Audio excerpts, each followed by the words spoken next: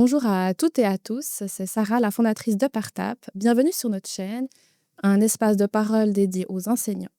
J'ai la chance aujourd'hui d'accueillir une enseignante que vous connaissez peut-être. Si je vous dis motif léopard, safari, savane ou encore performance de danse, eh bien oui, vous l'avez deviné, il s'agit bien de prof en safari.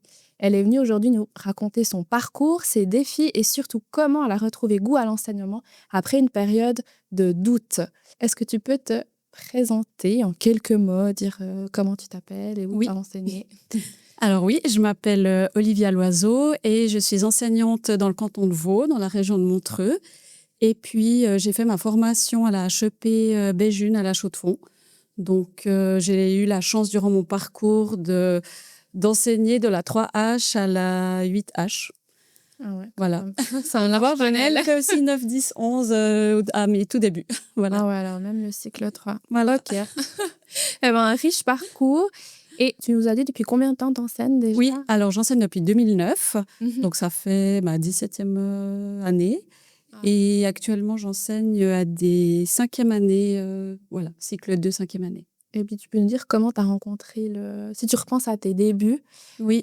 comment tu as rencontré le métier de l'enseignant? Alors, au début, c'était pas du tout mon rêve d'enfant, parce que Ok. petite, en fait, je voulais être océanographe. Bon, alors en Suisse, c'est quand même un peu compliqué Ouais, sans comme métier. Mais ça, c'était vraiment ce qui m'a porté, on va dire, toute mon enfance, c'était l'océanographie, puis disons le monde des animaux en général. Mhm. Et c'est vrai qu'après, je me suis rendu compte que même la biologie, c'était beaucoup de statistiques, beaucoup d'ordinateurs. Et puis moi, ce que j'aime, c'est le terrain. Mhm. Alors, j'ai fait une année de pause où j'ai fait des stages, en fait. Donc, j'ai fait des stages en foyer pour voir le métier d'éducatrice. J'ai fait des stages en garderie. Puis, j'ai fait aussi un stage dans une classe. Et bah, là, ça a été le déclic. Je me suis Ok. dit, bah, c'est vraiment ça que je veux faire. Donc c'était vraiment coup de cœur pour l'enseignement. Voilà. Sur le terrain, donc c'était pas Sur du le tout terrain. inné, Non. mais c'était sur le terrain que tu t'es dit, ah ouais, c'est mon Oui, métier. Et puis tu t'es exactement. lancé après, du coup, à la HEP Voilà. Béjune, hein, c'est Oui, juste? exactement. Ok, ben un joli parcours. Enfin, c'est vrai que souvent, dans les parcours, on a... Ce que j'ai souvent entendu, c'est souvent un métier passion depuis l'enfance. Oui, c'est Mais c'est vrai que de le découvrir comme ça sur le terrain, ça peut... Mhm. Voilà. Et puis maintenant, ça fait 17 ans que tu enseignes. Donc, Oui. dire que tu as trouvé Oui, ta voie. exactement. Et Et c'est une passion finalement, mais c'est vrai que c'était pas ce dont je rêvais depuis petite. Enfin, c'était pas, je m'étais pas dit je viscéral. serais enseignante, quoi. Ouais. Ouais, ben, comme quoi, hein. Voilà. Faut toujours tester. On va retenir ça, tester sur le Mais c'est le ça, terrain pour c'est avoir une vrai. idée du métier au final. Mais exactement, parce que par exemple, pour la biologie, je me faisais vraiment une fausse idée de ce que c'était. Mhm. Mais même l'océanographie, finalement, moi, je me voyais sur un bateau pour aller faire de l'observation des baleines. Alors, il y a ça, mais c'est une partie, quoi. c'est tout La minime partie. exactement. Ouais. Donc voilà, c'est vrai que c'est vraiment en découvrant les métiers sur le terrain qu'on peut se dire c'est ça que j'aimerais faire. Puis c'est ce qui s'est passé pour moi dans une salle de classe. Vraiment, dans une salle de classe, je m'y voyais. Je me disais, ah, mais j'ai envie de faire ça. C'est une chance de trouver sa voie assez rapidement. Oui.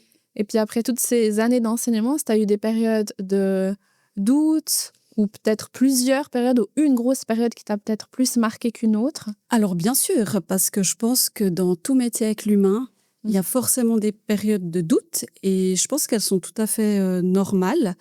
Faut les accepter aussi quelque part.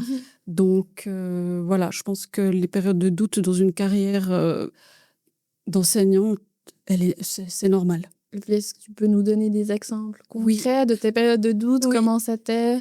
Alors, je dirais que l'année dernière, vraiment, l'année 2024-2025, ça a été la plus grosse, le plus gros moment de doute de ma carrière. C'est vraiment là que je pense que c'était pas loin de craquer, je dirais. Vraiment, je me suis dit, mais à quoi bon continuer? Est-ce que je vais réussir à faire encore 25 ans de carrière dans l'enseignement? J'étais sûre de rien.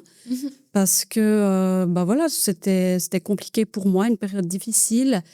Beaucoup de pression au niveau, un peu au niveau de tout, hein, c'est-à-dire qu'il y a une charge administrative, il y a aussi la pression chez les parents, donc il y a tout ça mis ensemble qui fait que des fois, on n'arrive plus, on se dit mais moi j'arrive plus. Et puis, c'était une période... Comment tu l'as traversée en tant qu'enseignante qui a toujours aimé ton métier et tout d'un coup, tu t'es dit, finalement, c'est peut-être plus ça que j'aime ou je suis peut-être plus faite pour ça. Bah, paradoxalement, en fait, j'ai toujours eu envie d'aller en classe retrouver mes élèves. Mhm, Donc vraiment, en fait, avec mes élèves, je suis hyper bien. Je mhm, crois que je me suis jamais sentie en 17 ans de métier mal dans une salle de classe, étonnamment. Donc mhm, toujours avec les élèves, je suis vraiment bien.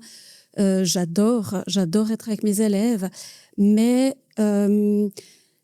j'ai eu du mal à gérer toute la pression, on va dire, au niveau des parents, au niveau de l'administration, au fait qu'on nous en demande aussi quand même toujours plus, au niveau de l'inclusion de tous les élèves, de la différenciation au niveau des programmes, mhm. etc.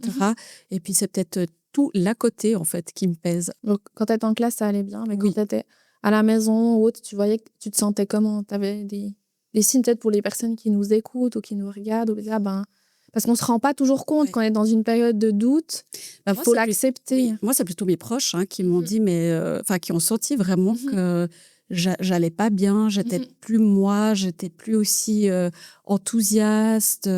Je...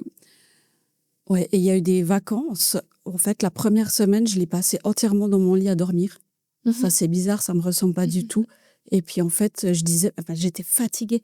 J'étais Oui. fatiguée, fatiguée. J'étais allée voir mon médecin en lui disant, mais je suis fatiguée, j'arrivais plus à... Enfin, j'arrivais plus à me sortir de cette fatigue. Mhm, Et puis le médecin m'a dit, bah, on va faire une prise de sang parce que mhm, peut-être qu'il y a un manque de mhm, fer ou quelque chose. Et puis au retour des analyses, mon médecin me dit, bah non, il y a tout qui va bien. mhm. Alors c'est sûrement autre chose. Et ça fait un peu un déclic quand même.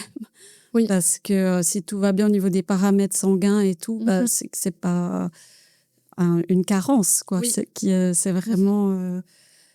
Ouais, donc ça a été un peu le déclic quand mon médecin m'a dit, ben, en fait, faut chercher autre chose. oui. Donc cette fatigue, Mhm, j'irais ouais, vraiment une fatigue. J'arrivais plus à me sortir de cette mhm. fatigue.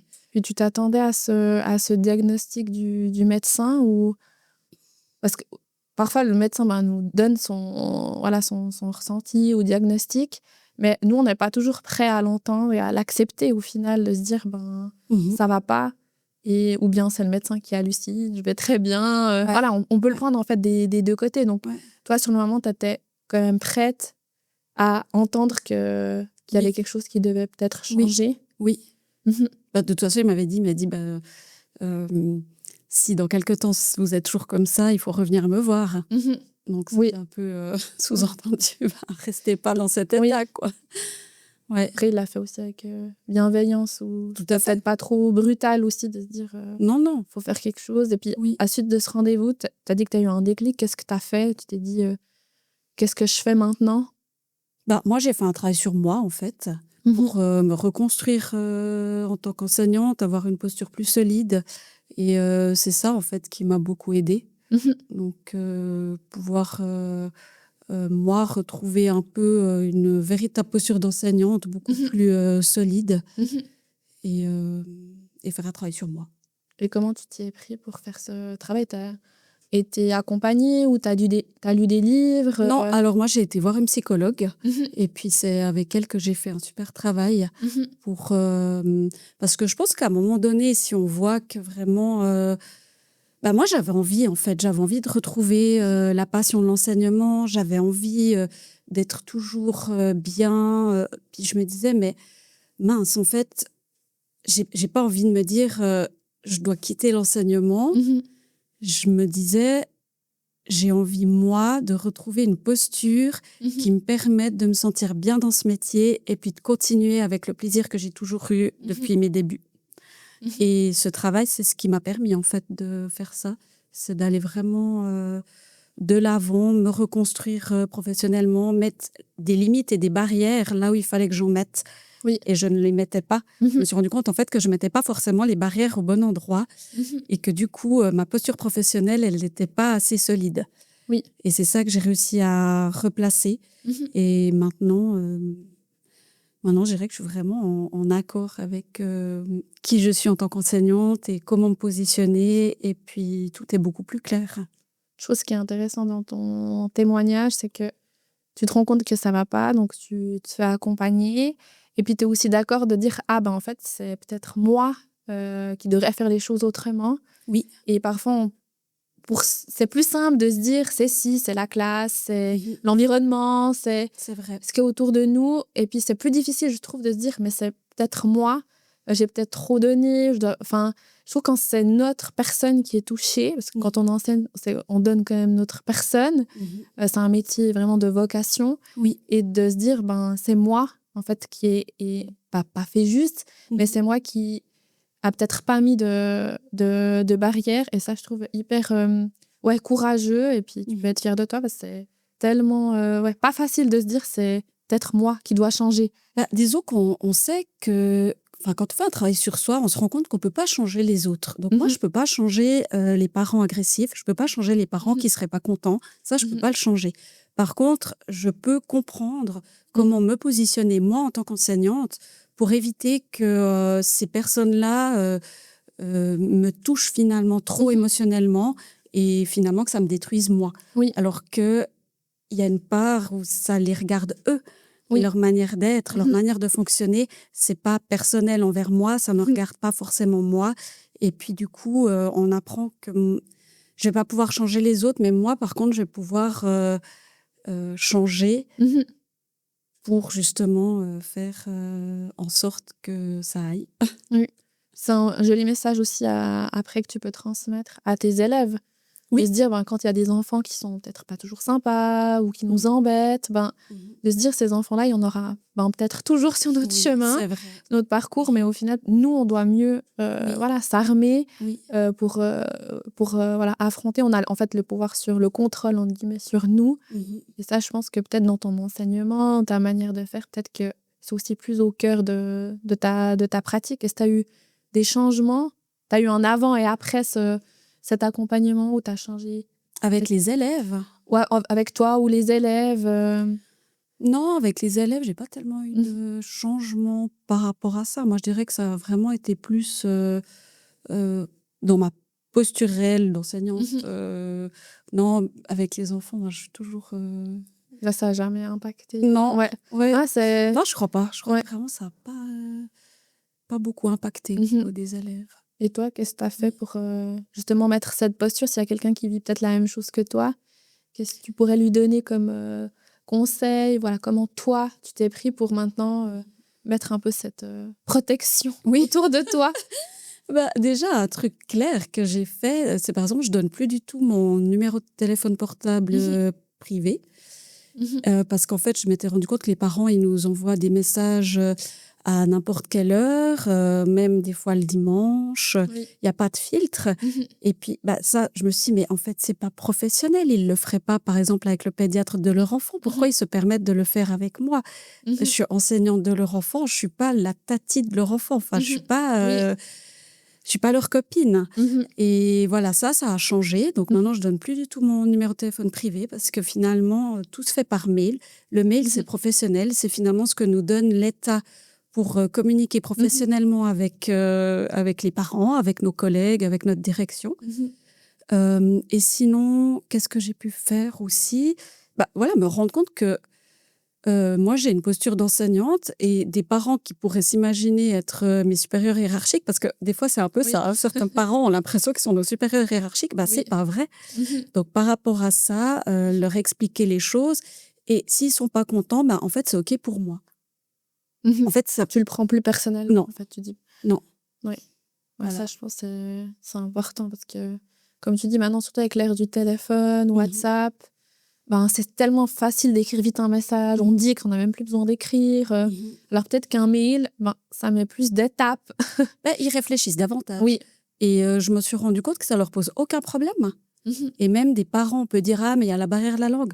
Mais en fait, pas du tout. Ils peuvent écrire... Moi, je leur dis, même ils peuvent m'écrire aussi en anglais. Oui, après, toi, tu traduis. Exactement. Il y a tellement de possibilités. Et, comment dire... Le mail, en fait, le parent, il réfléchit à ce qu'il va dire. Et puis moi aussi, quand je l'ouvre, mon mail, je suis disponible. Oui, c'est aussi et ça change tout. Parce qu'en fait, quand je vois mon message à 22h, je ne suis pas du tout disponible au niveau de mon travail. Donc, quelque part, ça va un peu m'agacer, ça va me déranger. Mhm. Alors que le mail, au moment où je l'ouvre, c'est que j'ai été d'accord de l'ouvrir et je suis disponible au niveau de l'enseignement. Si tu vois que tu as moins de contact, du coup, enfin, que le contact avec les parents a changé, la relation ou... Elle est meilleure, Elle est meilleure. étonnamment. Mhm. Étonnamment, elle est meilleure parce qu'en fait, elle est professionnelle. Mhm. Elle est professionnelle et ça leur donne confiance quelque part aux parents. Aussi, ouais, ça D'avoir fait en plus face pro, d'eux. en Ouais, fait. oui, tout à fait. Mhm. Quand tu as annoncé aux parents, parce que c'est vrai que peut-être il y a des enseignants qui ont peur de switcher, de dire non, maintenant, vous ne m'écrivez plus. Mhm. Parce que parfois, on a 2 ans la même volée. Enfin, voilà, ça peut Mhm. arriver. Toi, les parents ont réagi comment quand tu as dit il n'y a plus mon numéro de téléphone, maintenant c'est tout par mail? Ils ont tout à fait compris. Et puis, Mhm. ils n'étaient pas choqués, ils n'étaient pas Mhm. outrés.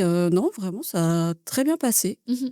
Donc, comme quoi, faut oser parfois. Voilà, Faut juste combattre sa peur et on n'est puis pas une hotline de l'éducation.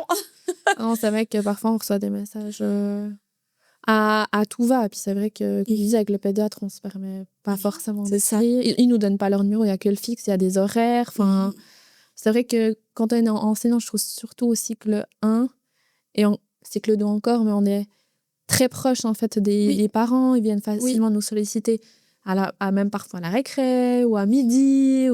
Et ce qui est normal, hein, Oui. parce qu'ils ont aussi des inquiétudes face à leur enfant. Ils ont envie que leur enfant aille bien, qu'il se sente bien à l'école, nous aussi. Mhm. Donc tout ça, c'est normal. Mhm. Mais justement, ce lien, il peut être là, tout en étant professionnel aussi. Oui.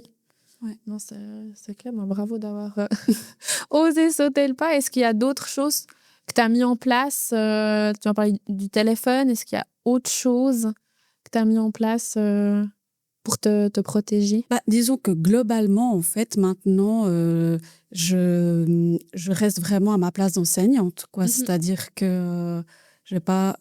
j'ai jamais copiné avec les parents non plus, mais Oui. disons que des fois, la frontière, on a envie justement que ça se passe bien à tout prix. Donc, Mhm. on se laisse aussi un peu envahir.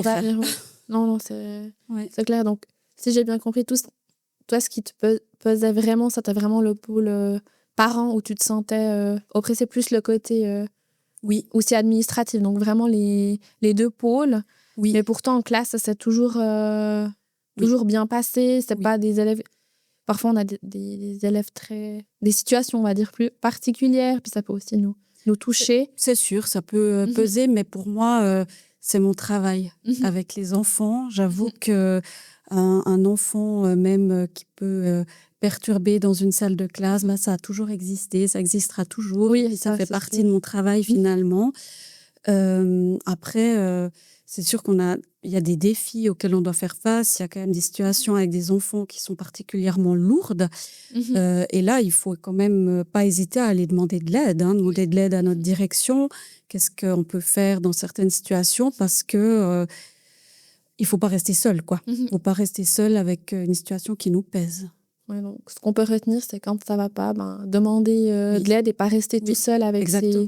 enfermé dans dans ce cocon. Parce que dans notre classe, on est un peu dans notre monde. Tout à fait. Et voilà, important de pas rester seul. Puis ça veut pas dire qu'on est moins compétent Non. ou autre, mais c'est que voilà, il y a des périodes où on a peut-être besoin d'aide. Et puis parfois, Oui. c'est le cumul. Mhm. Puis on se rend pas compte que ça nous ronge un peu. Enfin, c'est ce qui Exactement. était un peu arrivé. Il n'y a pas un élément où il n'y a pas une situation particulière. C'est vraiment le cumul de plein de situations ou d'événements qui ont fait que tout d'un coup, t'en pouvais plus, mais sans vraiment t'en rendre compte.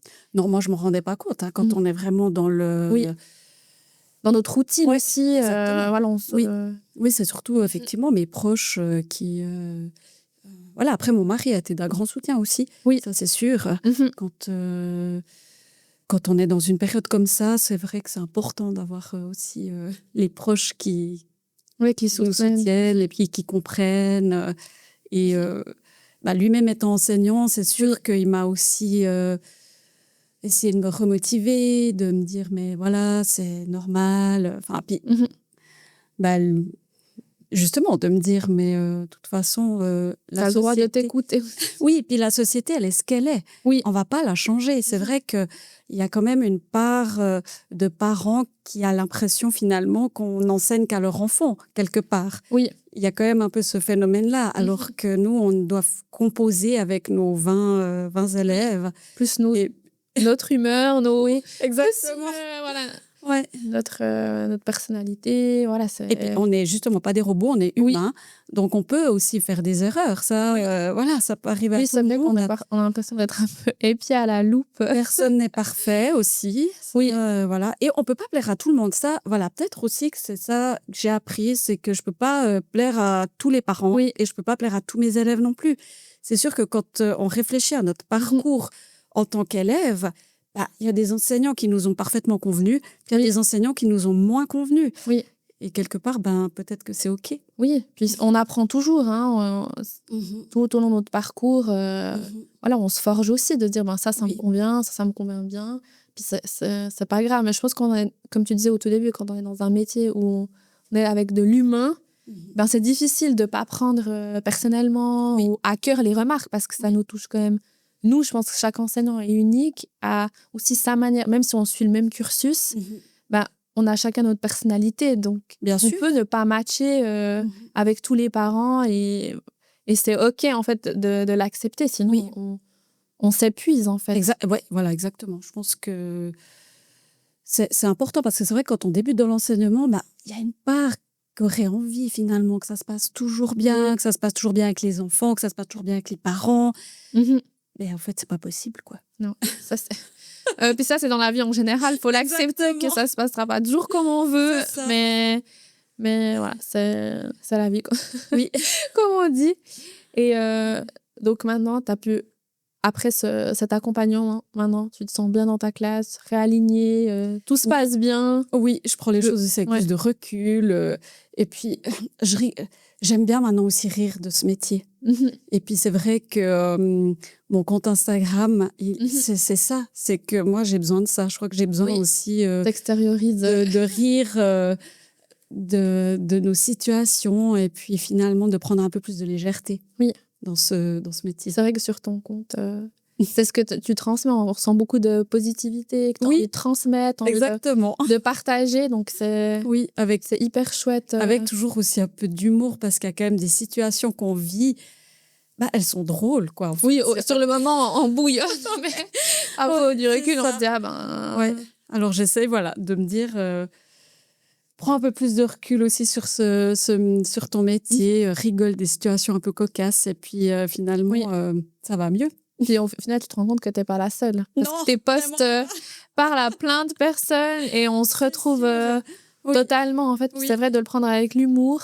Oui. Voilà, ça rend les choses plus légères. Et exactement. C'est aussi pour ça que tu m'as dit que tu avais fait ton compte. C'était aussi pour partager, pour que c'est un peu pas ton livret intime, mais voilà, de pouvoir partager ce que tu vis. Et puis, tu te rends compte que t'es pas toute seule, et puis t'aides aussi peut-être plein de gens à relativiser, entre guillemets, et puis ça apporte un peu de... Ça serait chouette, voilà, de légèreté, en tout cas. C'est ce que moi, je ressens, et aussi ce que d'autres personnes, sûrement ressentent. Oui. Donc, c'est chouette d'avoir ce message. Et vu qu'on est sur le thème d'Instagram, de profiter de poser les questions des maîtresses Insta. Oui. De la communauté des maîtresses. Donc, la première question, c'est comment fais-tu pour cultiver la motivation et l'envie d'apprendre de tes élèves? Est-ce que tu as une astuce? Oui, alors, non, je ne sais pas. Pour moi, la clé, en fait, c'est d'être moi-même motivée et puis vivante. Parce que finalement, les enfants, ils ressentent tout. Oui. Et je sais que si moi, je suis passionnée et motivée, je les embarque. Oui. En fait. Donc, c'est ça. Finalement, c'est ça que j'aime. Et puis aussi, je crois que j'essaye de donner du sens vraiment à ce qu'ils apprennent. Toujours leur expliquer, mais pourquoi c'est utile pour toi d'apprendre ça? Et voilà. mais il n'y a pas vraiment d'astuce magique. Hein. Non, on aimerait bien avoir la baguette magique. Mais... C'est ça, c'est ça. Mais non, en gros, ben voilà, qu'on soit motivé, qu'on transmette notre envie d'apprendre à nous aussi, et puis de... Et d'ailleurs, au niveau du primaire, chaque enseignante, disons, a certainement des passions personnelles qui les animent. Et quand on fait une séquence sur un thème qui nous passionne, que ce soit artistique, que ce soit littéraire, que ce soit, enfin, peu importe, on amène beaucoup plus nos élèves avec nous. Oui, Moi, c'est vrai que voilà, j'ai toujours été passionnée par les animaux, par la biologie et tout ça. Quand je fais de la connaissance de l'environnement avec ma classe, j'adore ça. Oui. Et du coup, je pense que... Tu arrives à transmettre, en fait. C'est vrai qu'on a tous dans notre tête un prof passionné qui nous a fait aimer une branche alors qu'on ne l'aimait pas du tout. Oui, peut-être. Non, mais disons qu'on embarque plus facilement nos élèves quand il y a un thème comme ça qui nous anime et nous passionne. Enfin, Oui. Et ça, c'est génial. C'est vrai. Quand on arrive, Et ensuite, quel est ton plus grand rêve à mettre en place dans ta classe? Alors, justement, rêve. Donc moi, je crois que ce serait qu'il n'y ait plus de notes. Ok. Parce que, en fait, je trouve que il faudrait juste faire confiance en fait aux enseignants parce que pour évaluer autrement et valoriser finalement les compétences des élèves sans notes. Voilà, ce serait un peu mon rêve. Oui. Voilà, ça restera un rêve. Mais je sais qu'à Genève, ils avaient commencé, je crois qu'ils avaient fait un test Freelote et après, ils ont dû arrêter parce que les parents, en fait, ils étaient tellement déstabilisés de ne pas avoir de notes qu'ils ont dû retourner en arrière. C'est ce que j'avais entendu. Ouais, c'est possible. C'est vrai que c'est certainement déstabilisant. Et puis après, moi, j'avoue que les notes ne m'apportent pas grand-chose sur le travail que font mes élèves. C'est plutôt pour les parents, au final. Bah oui. Parce qu'au final, nous, on est là tous les jours avec eux. Moi, je sais très bien où en est tel élève dans telle compétence. Ouais, puis c'est tellement perturbant quand l'enfant a peut-être une mauvaise nuit et puis il était paniqué parce que c'est un test. C'est ça. Et tu dis, mais mince, parce que je sais qu'il sait, mais tu peux rien faire, en fait. Exactement. Si le test est passé. Ouais, c'est hyper frustrant, je compatis. Et ensuite, ta plus grande fierté depuis le début de ta carrière? Oui, alors je dirais, moi, ce que j'aime énormément, c'est quand mes anciens élèves reviennent me voir. Ah, oui. Et puis, ils viennent, ils sont ados, puis ils viennent discuter et tout. Puis c'est là qu'on voit qu'il y a un lien humain dans l'enseignement. Alors, j'adore ça. Ouais. Tu les reconnais toujours? Eh bien, normalement, oui. Ouais. Mais une fois, j'ai un élève qui est venu, j'étais dans la cour de l'école et je ne l'ai pas reconnu parce qu'il était vraiment grand, quoi, vraiment adulte et tout. Ouais. Il avait beaucoup changé. Ah, oui. Mais qu'est-ce qu'on avait rigolé du coup parce que c'est hyper chou. Moi, en fait, j'avais presque cru que c'était un papa d'élève, quoi. Ah bah oui, parce que ça fait 17 ans d'enseignement, donc c'est clair que maintenant, ils sont adultes, ça. Surtout que j'ai commencé avec les 7-8e, donc les premières volées de 7-8e, ils sont bien adultes maintenant. Bon, c'est aussi bon signe qu'ils te reconnaissent. Oui. C'est intemporel, comme ça fait. C'est vrai. T'as pas changé. Ensuite, si tu pouvais donner un conseil à ton toi de ta première année d'enseignement, tu lui dirais quoi? Moi, je dirais de se faire confiance, de ne pas chercher la perfection, justement, et puis de poser les limites. Oui. C'est aussi super puissant sur un poste à toi. Oui. Vraiment, genre, petits tips pour commencer dans le monde de l'enseignement pour ne pas se faire envahir dans la jungle. Oui, dans la savane. Oui, j'aime bien ce parallèle-là. Oui, c'est vrai que... Alors bon, il faut le prendre au second degré. Oui, bien sûr. Je crois que les gens ont compris. Oui, ceux qui suivent, oui. Après, voilà, si des gens ne comprennent pas, tant pis. Oui. Ensuite, qu'est-ce qui t'a donné envie de devenir enseignante? Ça, tu as un peu répondu au début. Oui, qu'est-ce qui m'a donné envie d'être enseignante? C'est déjà les élèves, quoi. Je les trouve authentiques. Les enfants, en général, ils sont vrais. Et puis, on peut les voir évoluer, s'épanouir, grandir. C'est génial, c'est magique. Chaque journée est différente. Chaque journée est une autre aventure. Moi, c'est ça qui m'anime. Oui. J'adore ça parce que... quelque part, c'est un métier. Je me lève tous les matins et je sais que ça va être une autre journée. Une journée qui va être... Oui, et puis ça va être génial. Ça va être génial parce qu'on ne sait jamais ce qu'un élève va nous sortir. On ne sait jamais comment on va rire, sur quelle situation. Voilà, c'est ça qui m'anime énormément. J'espère que ça continuera comme ça. En tout cas, c'est bien parti. J'espère aussi. Qu'est-ce qui a le plus changé dans ton métier depuis que tu as commencé? C'est les attentes des parents. Mhm. Ça, c'est ce qui a le plus changé. Voilà, j'ai déjà un peu répondu. Finalement, les parents ont l'impression qu'on enseigne uniquement à leur enfant.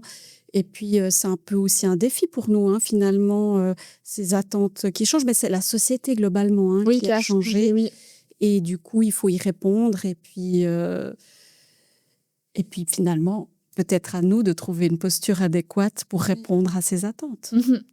On a plus de chances de réussir si on travaille sur nous Oui. que sur la société. Oui, je oui, pense. c'est ça, exactement. Faut mettre toutes les chances de son côté. Et ensuite, comment imagines-tu l'école et le métier d'enseignant dans 10 ans? Oui, alors ça, c'est pas simple, hein, parce que, bon, d'un côté, c'est loin, puis d'un côté, c'est demain. Oui, ça Donc, passe pour trop. moi, il va pas y avoir de changement majeur. Mhm. Bon, on sait jamais. Après, moi, je crains quand même que chez les enseignants, la pression va continuer d'augmenter quelque Mhm. part. Les attentes sont toujours plus fortes, hein. Il y a aussi ce souci d'inclusion dont on parle beaucoup. Oui. Et donc, effectivement, il y a beaucoup de choses qui se mettent en place dans l'enseignement actuellement, les défis auxquels on doit faire face, les attentes des parents et tout ça. Et puis, j'espère aussi qu'on aura le courage de repenser certaines choses en profondeur et notamment redonner le temps aux enseignants d'enseigner et puis avec confiance. C'est la clé pour moi. C'est Oui. vraiment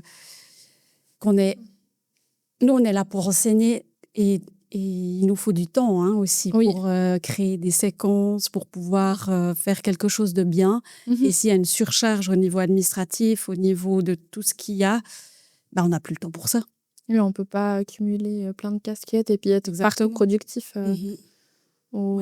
au final. Et c'est vrai que quand on est enseignant, je pense que si on compte le moment où on enseigne, Mhm. sont finalement très courts, où on transmet vraiment. Oui, On vraiment. fait beaucoup de l'organisation, on planifie, et même en classe avec nos élèves, au final, en tout cas moi j'étais en 1-2H, je trouve qu'il y avait peu de moments vraiment où on a le temps d'enseigner parce qu'il y a tellement de choses qui gravitent en fait. Oui.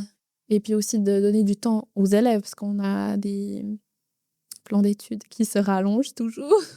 Oui, c'est vrai. Alors après, je pense qu'au niveau de ça, il faut aussi, en tant qu'enseignant, des fois, selon la classe qu'on a, Oui, là, se dire, mais OK, je vais où avec eux? Mhm. Le programme, à la fin de l'année, il sera fait. Mhm. Mais après, on peut aussi se laisser quelques libertés Oui. de comment le faire selon la classe qu'on a et puis comment avancer avec eux. Mhm. Ouais, de se dire, c'est peut-être pas tout beau, tout rose comme notre planification Exactement. quand on est devant notre ordi, Oui, mais que c'est aussi en fait les élèves qui vont nous donner le ton. Et puis on doit au final s'adapter aussi oui. à eux et eux à nous aussi. Tout à fait. On s'adapte tout le temps parce que Oui. finalement, on peut avoir dans notre tête prévu, OK, je vais faire ça, ça, ça, ça. Et en fait, ça se passe pas du tout comme prévu. Et des fois, dans la leçon même, on doit tout réadapter, tout refaire différemment parce que finalement, ça marchait pas comme on l'avait imaginé dans notre tête, quoi. D'un coup, il y a un événement qui fait que tu peux plus enseigner. Voilà.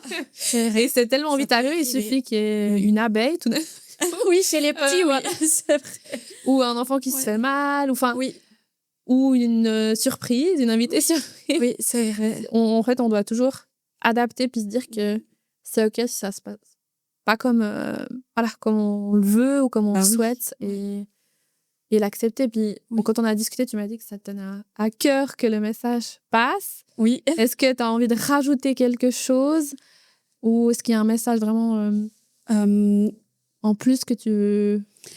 Déjà, peut-être juste que c'est possible de retrouver le goût à l'enseignement, même après une période de doute, en fait, Oui. hein, parce que je pense qu'il y a plusieurs enseignants et là, je me dis aussi notamment les jeunes enseignants qui parfois se disent mais comment je vais faire?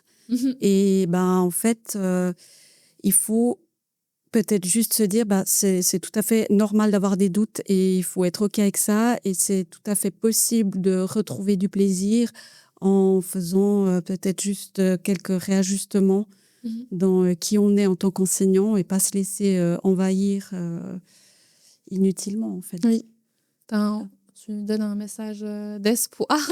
Mais oui, parce que franchement, moi, je me suis presque... Enfin, j'ai eu envie de me battre quelque part avec moi-même pour retrouver qui j'étais en tant qu'enseignante, comment je pouvais être bien dans ce métier.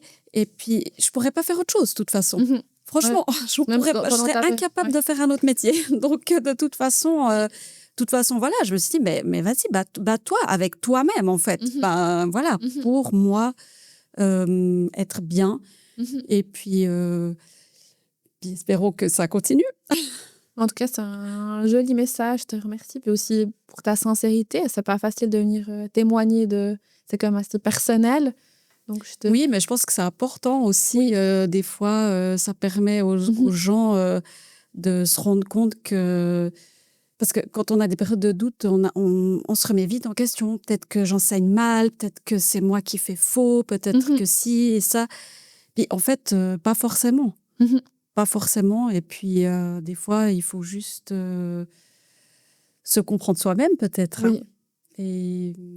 Et aller de l'avant avec ça, en fait. Et pas tout de suite se dire je suis une mauvaise enseignante, je suis nulle, je suis pas faite pour ce métier. La personne, elle a quand même fait des années d'études, elle a un diplôme. Si elle a son diplôme, normalement, c'est que elle est compétente. Et puis, du coup, par rapport à ça, il faut aussi se faire confiance. Oui. C'est pas simple. Non, c'est pas simple, mais au moins, grâce à ton message, on peut voir qu'on peut être passionné et quand même avoir des moments de doute. Bah oui, mais ça, c'est... Oui. Quand tu es passionné et tout d'un coup, tu perds la passion, bah, c'est quand même perturbant. Tu te dis, mais est-ce que c'est plus fait pour moi? Et de se dire, ben, tu as pu rebondir en fait sur cette période et pour devenir la maîtresse, l'enseignante que tu as toujours voulu être au final. Oui. Donc, c'était dur sur le moment. Oui. Mais ça a été en fait un tremplin pour devenir la personne que tu es. Oui, c'est ça. Finalement, maintenant, avec le recul, je me dis, bah, c'est une chance. Oui. En fait, c'est presque une chance. Parce que ça permet finalement d'être encore mieux après. Et ça, c'est cool. Oui. Non, vraiment, quand on le prend comme ça, c'est une chance, c'est vrai. Oui. Sur le moment, on se dit pas ça, mais avec du recul c'est ça. Je pense que ça parlera ça fera écho en fait à plein d'enseignantes sûrement, d'enseignants aussi, de se dire voilà, on peut avoir une période avide, mais on peut rebondir et revenir de plus belle et puis continuer encore sur de longues années. Et voilà, c'est ton conseil. Oui. Et moi, je trouve assez magnifique, franchement, autour de moi, au niveau de mes collègues, je vois tellement de collègues qui se donnent. On a de la chance, franchement, on a de la chance en Suisse d'avoir un système qui fonctionne si bien au niveau de l'éducation, d'avoir autant d'enseignants investis qui ont envie de faire leur métier avec rigueur. Non, vraiment, moi, c'est ce que je peux voir. Et puis c'est assez porteur, ça, franchement. On a beaucoup de chance, je trouve, en Suisse, d'avoir un système éducatif tel qu'il est. C'est vrai on se rend pas toujours compte, mais c'est vrai qu'on est chanceux. Oui, on est très, très chanceux. En tout cas, merci pour ton témoignage. Et merci à toi. Si d'autres enseignants ont des questions, n'hésite pas en commentaire. Ils peuvent aussi te contacter directement ou suivre tes performances sportives de danse sur Instagram. Et s'ils ont d'autres questions, peut-être qu'on aura une partie 2. Oui. Voilà, il y a encore plus de questions qui arrivent. Et puis, voilà, on se réjouit des futurs podcasts. Tout à fait. Merci infiniment, en tout cas, pour cette invitation. Avec plaisir. Et je vous dis à tous et à toutes, à bientôt.